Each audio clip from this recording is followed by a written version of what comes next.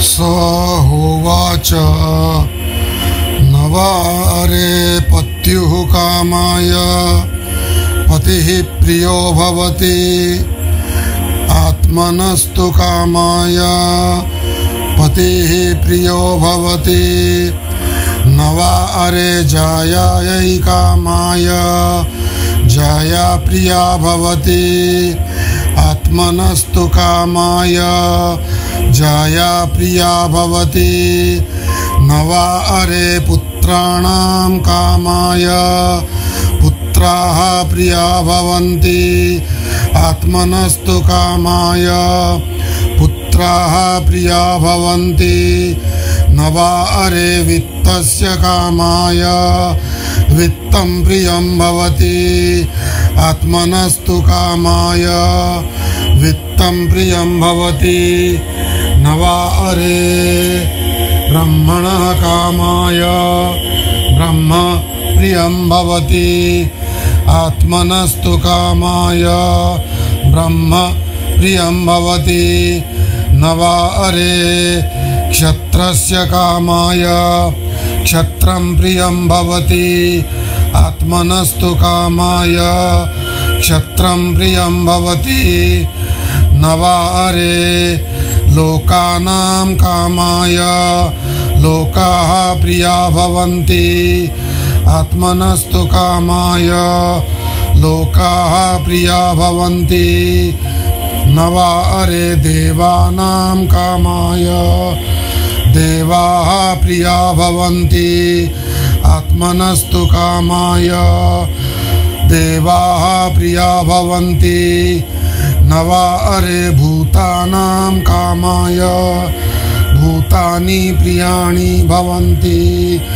आत्मनस्तु कामाय भूतानि प्रियाणि भवन्ति नवारे सर्वस्य कामाय सर्वं प्रियं भवति आत्मनस्तु कामाय सर्वं प्रियं भवति आत्मा वा अरे द्रष्टव्यः श्रोतव्यो मंतव्यो निदिध्यासितव्यो मैत्रेयी आत्मनो वा अरे दर्शनेन श्रवणेन मत्या विज्ञानेनेदं सर्वं विदितम्। तो बृहदारण्य के दूसरे अध्याय में ये मंत्र आता है। इसका अर्थ इस प्रकार हुआ, उन्होंने अर्थात याज्ञवल्क्य ने कहा, अरे मैत्रेयी, यह निश्चय है कि पति के प्रयोजन के लिए पति स्त्री को प्रिय नहीं होता, अपने प्रयोजन के लिए ही पति प्रिय होता है। स्त्री के प्रयोजन के लिए स्त्री प्रिया नहीं होती, अपने प्रयोजन के लिए ही स्त्री प्रिया होती है। पुत्रों के प्रयोजन के लिए पुत्र प्रिय नहीं होते, अपने प्रयोजन के लिए ही पुत्र प्रिय होते हैं। धन के प्रयोजन के लिए धन प्रिय नहीं होता, अपने ही प्रयोजन के लिए धन प्रिय होता है। ब्राह्मण, क्षत्रिय, वैश्य, शूद्र के प्रयोजन के लिए ब्राह्मण, क्षत्रिय, वैश्य, शूद्र प्रिय नहीं होते, अपने प्रयोजन के लिए ही ब्राह्मण, क्षत्रिय, वैश्य, शूद्र प्रिय होते हैं। देवताओं के प्रयोजन के लिए देवता प्रिय नहीं होते, अपने प्रयोजन के लिए ही देवता प्रिय होते हैं। प्राणियों के प्रयोजन के लिए प्राणी प्रिय नहीं होते, बल्कि अपने ही प्रयोजन के लिए प्राणी प्रिय होते हैं। हे मैत्रेयी, सब इसी प्रकार अपने अपने प्रयोजन के लिए ही एक दूसरे को प्यार का अभिनय करते हैं। सबके प्रयोजन के लिए सब प्रिय नहीं होते, बल्कि अपने ही प्रयोजन के लिए सब प्रिय होते हैं। अरे मैत्रेयी, यह आत्मा अपना आप ही दर्शनीय, श्रवणीय, मननीय और ध्यान किए जाने योग्य है। मैत्रेयी, इस आत्मा के ही दर्शन, श्रवण, मनन एवं विज्ञान से ही जीव अखंडानंद की प्राप्त होता है। आत्मज्ञान के अतिरिक्त मुक्ति पाने का अन्य कोई मार्ग नहीं है। तो आज है सितंबर 17, 2025 और यह है स्वामी निरंजन जी पॉडकास्ट विथ सैम योगी और इस मंच पे आपका स्वागत है। यह है आज का एपिसोड 53 और हम चर्चा कर रहे हैं बृहदारण्यक उपनिषद के याज्ञवल्क्य मैत्रेयी संवाद अमृतत्व के साधन रूप परमात्मा तत्व का उपदेश। और जो अभी आपने सुना ये याज्ञवल्क्य ने मैत्रेयी को कहा। महर्षि याज्ञवल्क्य की 2 पत्नियां थीं, मैत्रेयी तथा कात्यायनी। उनमें मैत्रेयी ब्रह्मवादिनी विदुषी थी और कात्यायनी साधारण स्त्रियों की सी बुद्धि वाली थी। एक बार महर्षि याज्ञवल्क्य ने अपनी पत्नी मैत्रेयी से कहा, मैं इस गृहस्थाश्रम से संन्यास लेना चाहता हूँ, अतः मैं तेरी अनुमति लेना चाहता हूँ। वह जो धन है उसका मैं कात्यायनी के साथ तेरा बंटवारा कर देना चाहता हूँ। मैत्रेयी ने कहा, भगवान, यदि यह धन संपन्न सारी पृथ्वी मेरी हो जाए तो क्या मैं उससे किसी प्रकार अमर हो सकती हूँ अथवा नहीं? याज्ञवल्क्य ने कहा, नहीं। भोग सामग्रियों से संपन्न मनुष्यों का जैसा जीवन होता है वैसा ही तेरा भी जीवन हो जाएगा। धन से अमृतत्व की आशा करना आकाश में बाग लगाने जैसा असंभव कार्य है। मैत्रेयी ने कहा, जिससे मैं अमर नहीं हो सकती उन भोगों को लेकर मैं क्या करूंगी? श्रीमान, जो कुछ अमृतत्व का साधन आप जानते हैं वही मुझे बतलावें। उन याज्ञवल्क्य जी ने कहा, धन्य, अरे मैत्रेयी, तू पहले भी मेरी प्रिया रही है और इस समय भी मुझे प्रिय लगने वाली ही बात कर रही है। अच्छा, आप बैठ जा, मैं तेरे प्रति उस अमृतत्व की व्याख्या करूँगा। तू व्याख्यान किए हुए मेरे वाक्यों के अर्थ का चिंतन करना। फिर उन्होंने वह मंत्र, हमने चर्चा की, वह मंत्र में जो कहा गया है वह उन्होंने मैत्रेयी को सुनाया। तो वह मंत्र इस प्रकार था और हम फिर से दोहराएंगे क्योंकि यह मंत्र अच्छा मंत्र है और जानने योग्य है।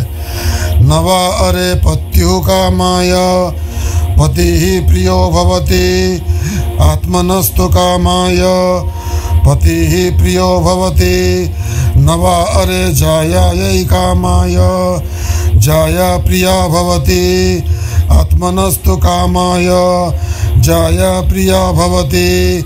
नवा अरे पुत्राणां कामाय पुत्राः प्रिया भवन्ति, आत्मनस्तु कामाय पुत्राः प्रिया भवन्ति। नवा अरे वित्तस्य कामाय वित्तं प्रियं भवति, आत्मनस्तु कामाय वित्तं प्रियं भवति।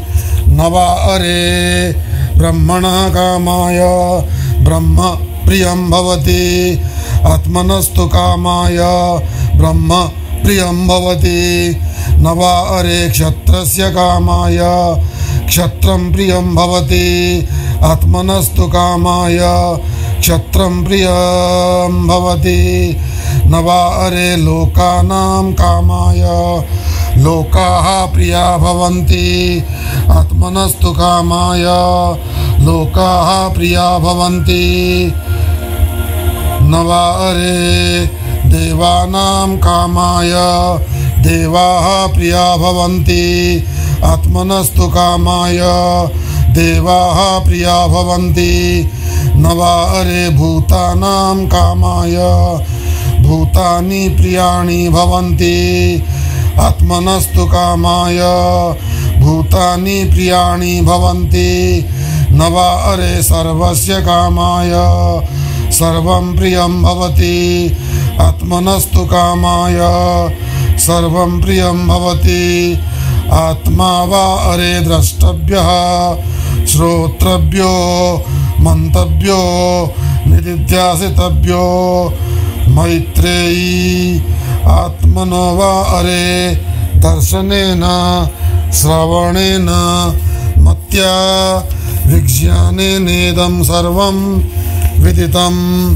तो इसका अर्थ हम कह चुके हैं, फिर से कह देते हैं।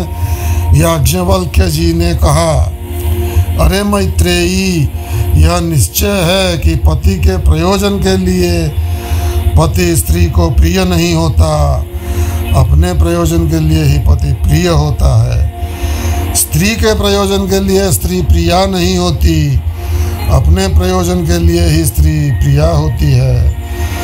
पुत्रों के प्रयोजन के लिए पुत्र प्रिय नहीं होते, अपने प्रयोजन के लिए ही पुत्र प्रिय होते हैं। धन के प्रयोजन के लिए धन प्रिय नहीं होता, अपने ही प्रयोजन के लिए धन प्रिय होता है। ब्राह्मण क्षत्रिय वैश्य शूद्र के प्रयोजन के लिए ब्राह्मण क्षत्रिय वैश्य शूद्र प्रिय नहीं होते, अपने प्रयोजन के लिए ही ब्राह्मण क्षत्रिय वैश्य शूद्र प्रिय होते हैं। देवताओं के प्रयोजन के लिए देवता प्रिय नहीं होते, अपने प्रयोजन के लिए देवता प्रिय होते हैं। प्राणियों के प्रयोजन के लिए प्राणी प्रिय नहीं होते, बल्कि अपने ही प्रयोजन के लिए प्राणी प्रिय होते हैं। हे मैत्रेयी, सब इसी प्रकार अपने अपने प्रयोजन के लिए ही एक दूसरे को प्यार का अभिनय करते हैं। सबके प्रयोजन के लिए ही सब प्रिय नहीं होते, बल्कि अपने ही प्रयोजन के लिए सब प्रिय होते हैं। अरे मैत्रेयी, यह आत्मा अपना आप ही दर्शनीय, श्रवणीय, मननीय और ध्यान किए जाने योग्य है। मैत्रेयी, इस आत्मा के ही दर्शन, श्रवण, मनन एवं विज्ञान से ही जीव अखंडानंद की प्राप्ति करता है। आत्मज्ञान के अतिरिक्त मुक्ति पाने का कोई अन्य मार्ग नहीं है। जाति भेद आत्मा में मिथ्या कैसे है, यह सुनते हैं। ब्राह्मण जाति उस व्यक्ति को परास्त कर देती है जो ब्राह्मण जाति को आत्मा से भिन्न मानता है। क्षत्रिय जाति उसे परास्त कर देती है जो क्षत्रिय जाति को आत्मा से भिन्न जानता है। वैश्य जाति उसे परास्त कर देती है जो वैश्य जाति को आत्मा से पृथक जानता है। शूद्र जाति उसे परास्त कर देती है जो आत्मा से भिन्न शूद्र जाति को देखता है। लोक, देवगण, भूतगण ये उन्हें परास्त कर देते हैं जो इन्हें आत्मा से पृथक जानता है। अतः सभी उसको परास्त कर देते हैं जो आत्मा से सबको पृथक देखता है। यह ब्राह्मण, यह क्षत्रिय जाति, ये लोक, ये देवगण, ये भूतगण और ये सब जो कुछ भी चराचर विश्व दृश्य रूप दिखाई पड़ता है, अनुभव में आता है, व्यवहार में आता है, यह सब आत्मा ही है। जिस प्रकार जल में डाला हुआ नमक का डल्ला जल में ही घुल मिल जाती है, उस जल से निकालने के लिए कोई समर्थ नहीं है। यहाँ हाथ से ढूंढने से मतलब है विज्ञान क्रिया द्वारा नहीं, तथा जहाँ से भी उस जल को लिया जाएगा वह जल नमकीन ही जान पड़ता है। फिर से सुनते हैं। जिस प्रकार जल में डाला हुआ नमक का डला जल में ही घुल मिल जाता है, उसे जल से निकालने के लिए कोई समर्थ नहीं है, तथा जहाँ से भी उस जल को लिया जाएगा वह जल नमकीन ही जाना पड़ता है। हे मैत्रेयी, उसी प्रकार यह परमात्मा तत्व अनंत अपार और विज्ञान घन ही है। यह इन सत्य शब्दवाच्य भूतों में प्रकट होकर उन्हीं के साथ देह मर जाने पर अदृश्य हो जाता है। देहेंद्रिय भाव से मुक्त होने पर इसकी कोई विशेष संज्ञा नहीं रहती। तो क्या कहा? यह परमात्मा तत्व अनंत अपार और विज्ञान घन ही है। यह इन भूतों में प्रकट होकर, यहाँ भूतों से अभिप्राय है पंच महाभूत, जिससे यह स्थूल सूक्ष्म शरीर बना है। पंच महाभूत क्या है? आकाश, वायु, तेज, जल और पृथ्वी। तो आकाश से आता है शोक, काम, क्रोध, मोह, भय। वायु से प्रसारण, धावन, बलन, चलन, अंकुचन। तेज से आता है, इस तरह 25 तत्व हैं। इस पर हम विशद चर्चा बाद में करेंगे।